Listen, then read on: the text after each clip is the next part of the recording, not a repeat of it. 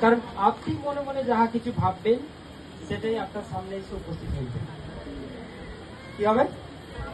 সেটাই আপনার সামনে এসে উপস্থিত হবে।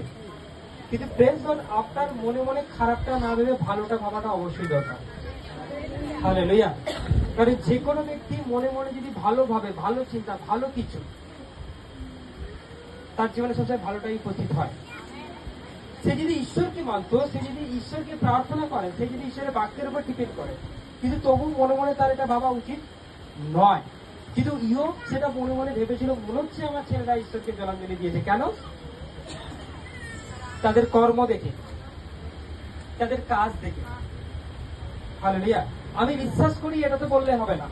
আমি বিশ্বাস করি, কিন্তু বিশ্বাসের একটা কর্ম থাকে, তাই নাকি?